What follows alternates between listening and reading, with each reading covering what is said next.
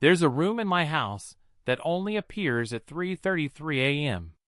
I bought this house 2 months ago. A quiet place on the edge of a forest, just outside a town nobody's ever heard of. I was looking for solitude. A place to write. Maybe fix myself after everything that happened in the city. But now, every morning at exactly 3:33 a.m., a door appears in my hallway that shouldn't exist.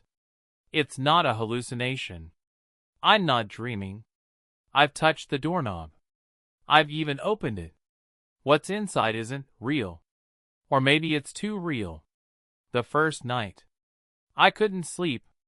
Still adjusting to the silence here, the lack of sirens, shouting neighbors, light pollution. Around 3:30 a.m., I got up to get a glass of water. That's when I saw it. A black wooden door at the end of the hallway. Matte finish. Old brass handle. No trim or frame, like it had just been pressed into the wall. My house has 3 bedrooms, 1 bathroom, and an office. I've walked the hallway hundreds of times. That door was never there before. I blinked, thinking I was dreaming. I walked toward it. No sound. No hum of electricity. Even the wind outside stopped. The moment I touched the doorknob, my lights flickered. I pulled my hand away. The light stabilized. I went back to bed. The second night. 3:33 a.m. I set an alarm this time. The door was there again. Same exact place.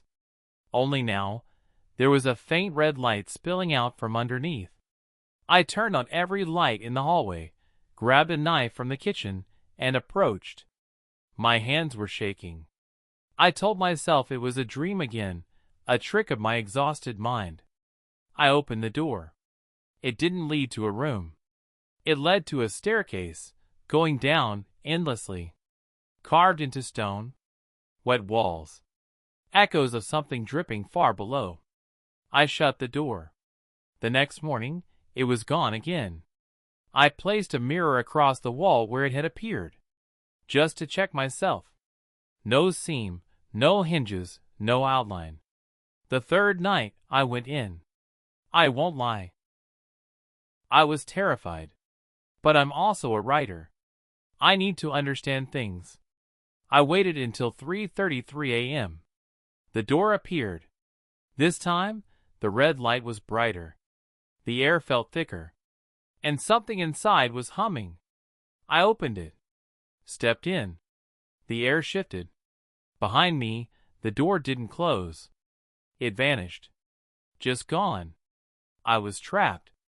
I stood at the top of the staircase, looking down into a pit of shadows. I called out, "Hello?" My voice echoed for too long. The kind of echo that bends. I started walking. What's down there? The staircase never ends, not really. But eventually, I came to a corridor. Carved from stone. Unlit, except for more of that dim red glow, coming from slits in the walls, like veins. The walls were covered in drawings. Stick figures with hollow heads. Words written backward. She waits. Do not open the third door. Eyes first. Then teeth. I heard laughter. A child's voice. A woman whispering. There were 3 doors. The first one creaked open. Inside, my old apartment from the city, perfectly recreated. Except it was flooded. Water halfway up the walls. A figure floating face down.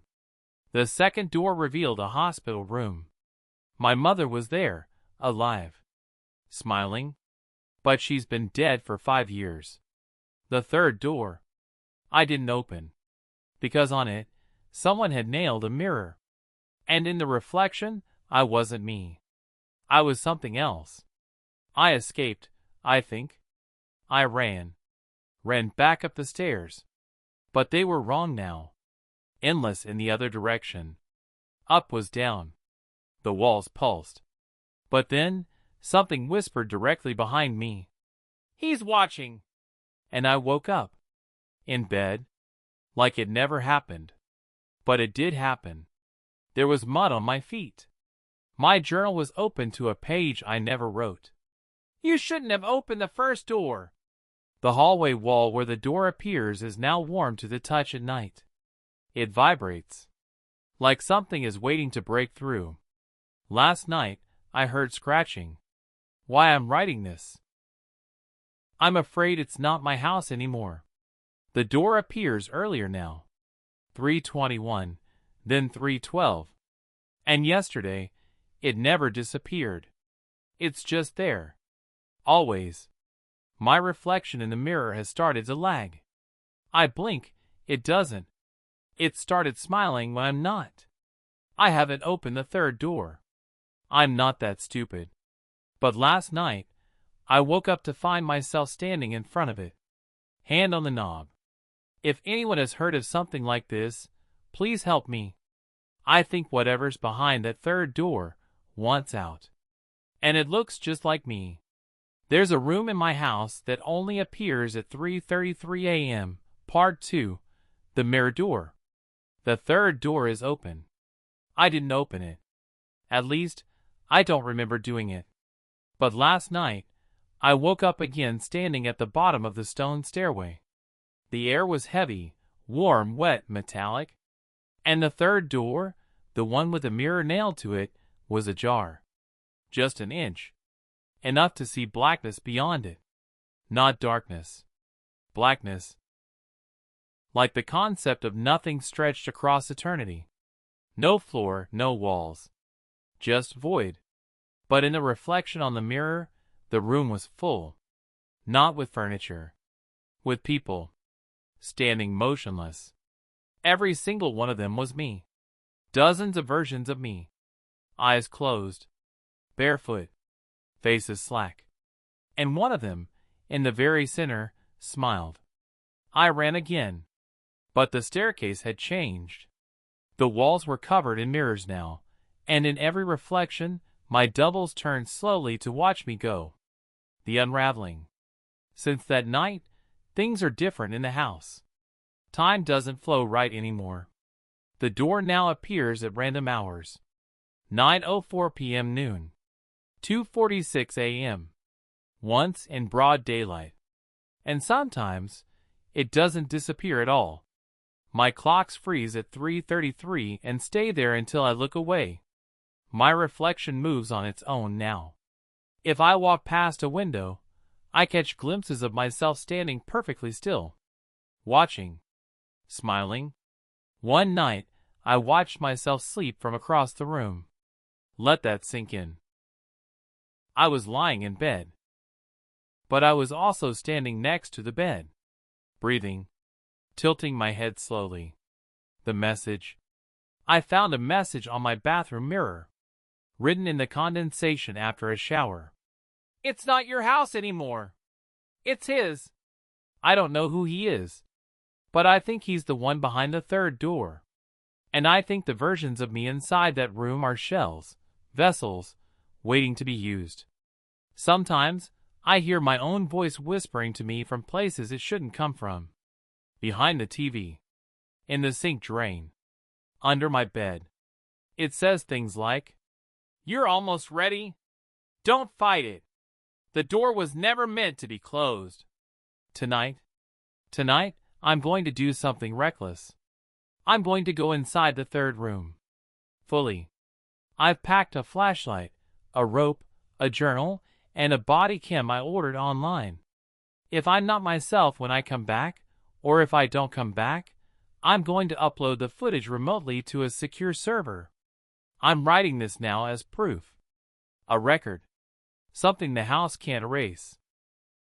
Because lately, it's been editing my journals. Replacing pages with scribbles. Scratching out dates. Sometimes I wake up to find entries written in a language I don't understand. A spidery, backward script that glows under black light. I saw one of the messages burn itself away as I looked at it. A final note before I go in. I don't think I'm the first person this has happened to. The house was absurdly cheap when I bought it. No previous owners listed. Just a number on a flyer that led me to a voicemail. The agent who sold it to me has since disappeared. Her phone's disconnected. Her name doesn't exist in any registry. And strangest of all, when I check Google Maps satellite view of my property, there's no house here. Just forest. If this is my last post, please, never open the third door. If you ever see a black door appear in your home, ignore it. If you open it, close it. If you go through it, run. If something follows you out, it already knows your name. There's a room in my house that only appears at 3:33 a.m., Part 3, the one who watches. I've just come back. Or at least, I think I have. But the sky looks wrong. The clouds move too slowly. My house has no reflection in the window. And the hallway mirror still shows the door behind me, even though it's closed. Entering the room, I stepped through the third door last night. My flashlight dimmed immediately, but not from battery drain, from resistance. Like light didn't want to exist in that space.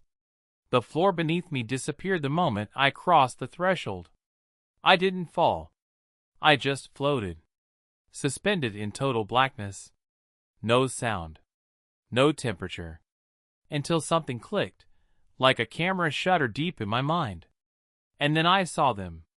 The other versions of me. They were standing in rows, unmoving, eyes closed. Every one of them had small differences. A scar I never got. Longer hair, gray eyes, blood on their hands, no mouths at all. One of them, the one in the center, opened his eyes. He looked exactly like me, but his pupils were vertical, like a snake. He smiled. "I've been watching through your mirrors," he said. "You made it farthest. You're my last thread." I couldn't speak.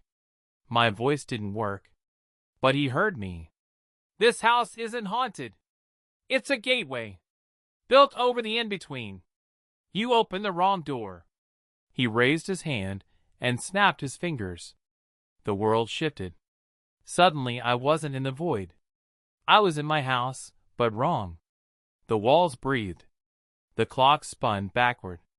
The windows showed forests I'd never seen before. On the floor was a corpse, my corpse. Mouth open in a silent scream. Its eyes had been pulled out. Then I looked at my hands. Blood. Not fresh. Dry and flaking, like it had been there for weeks. I ran. I don't know how I ran when there were no doors. But I thought of my bedroom, and suddenly I was there. Except on the bed was a woman I've never seen, asleep. Peaceful. She looked like she'd been crying. I recognized her face from an old photo album I found in the attic weeks ago. It was hidden behind a false wall. She lived here before. And next to her on the nightstand, a journal. Same as mine. The entry. I opened it. The first line said, "He came through the mirror wearing my face. I thought he was me. Now I live behind the third door. If you're reading this, you've already let him out." I heard footsteps behind me. Turning around, I saw my own face, grinning. Not me. His eyes were empty. His voice was mine, but stretched like a broken record. "She'll never know. They never do." I lunged. Everything shattered. Glass. Wood. Time. I woke up. In bed. My hands were clean. The door was gone. I thought maybe, just maybe, I escaped. But today, I noticed something. In the mirror. I blinked too slow. Not like a glitch. Like I was lagging. Final note. The version of me that returned isn't all me. I still hear whispers behind the walls at 3:33 a.m. I find drawings I didn't make. My reflection smiles when I cry. And sometimes, just sometimes, I forget which side of the mirror I'm on. If you're reading this, and you ever find yourself in a home with a door that shouldn't be there, burn the house down before it watches you back. There's a room in my house that only appears at 3:33 a.m. Part 4. I don't think I came back alone. Something is wrong with the sky. It's like the color isn't finished rendering. The sun rises, but it doesn't warm anything. Birds fly overhead, but they never land. Their wings don't flap. They twitch, like they're hanging from invisible strings. Every day feels slightly off, like I'm in a world that's been reconstructed from memory, but by something that never lived here, by something that's only seen us through mirrors. I found a video I didn't record. It was on my body cam. The one I wore into the third door. The file was corrupted, buried inside layers of encrypted trash data. But I recovered part of it. It starts with me in the void. Dozens of my other selves frozen in place. But then, the video glitches. Suddenly, I'm back in my hallway, facing the door. I reach for it. And then, I turn around. I stare directly into the camera. And I smile. Not me. Not my smile. We always come back, the video me says. But not all of us stay. Then static. Just whispers. I didn't remember recording that. Because I didn't. Changes. People I knew started acting strange. My sister called, but her voice kept stalling, like her words were buffering. She said, "I had a dream you came to my house. You said you miss being real." She doesn't remember the call now. Yesterday, I looked at old photos on my phone. One had changed. A selfie I took last summer. Now, in the background, I'm standing there twice. One version smiling. One looking directly at the lens with pure black eyes. I'm losing time. This morning, I found mud in my bed. Dirt under my fingernails. My back itched, and when I checked the mirror, there were symbols scratched lightly into my skin. Dozens. They glowed for a second in the reflection, but not on my real skin. Sometimes I look down and don't recognize my own hands. Sometimes, they move before I decide to. The whisper game. Last night I heard her again, the woman from the bedroom. The one who lived here before. Except she wasn't crying this time. She was whispering from inside the walls. Whispering in a loop. "It's wearing you. It's learning to smile better. It's almost ready." I shouted, pounded the wall, begged for answers. Her voice fell silent. Then another voice spoke. From the mirror. "You were never meant to survive the door." The worst part. I checked the mirror this morning. And for once, the reflection looked perfectly normal. It blinked when I blinked. Moved with me. Smiled when I smiled. But when I leaned in close, it winked. And I didn't. Last log. I'm writing this from the woods outside the house. I don't know how long I have. I set up cameras in every room, every hallway. The feed is streaming to a private server. If anything shows up, maybe someone else will see it. Maybe you will. If I disappear, check the footage. Watch for my reflection. Watch for what it does when I'm not looking. Because I don't think I left the third room. I think something else came back wearing my skin. And I think it's starting to enjoy the fit. The reflection. Part 5, final. I knew I had only one shot. Standing before the ancient mirror, I clutched the iron shard I'd taken from the fireplace, cold, jagged, and real. The glass shimmered like water, and my reflection, it wasn't mine anymore. It grinned. "She doesn't want to leave," it said in my voice. "She likes it here." I could see the thing inside now. My face, but distorted, eyes too wide, mouth twitching in unnatural spasms. A grotesque parody of myself. Behind me, in the real room, the shadows began to swirl. Something cold brushed the back of my neck. I lunged forward. The mirror resisted, like pushing against gelatin, but I stabbed the iron through it. A sound like a scream trapped in a tunnel filled the house. The glass rippled violently, splintering outward in veins of light. The reflection screamed. I screamed, but only one of us was in pain. I stabbed again. The mirror shattered. Everything went black. I woke up in the hallway. My mother was crying, hugging me like she hadn't seen me in years. The house felt lighter. No whispers. No cold spots. The mirror was gone. Nothing but an empty frame left behind.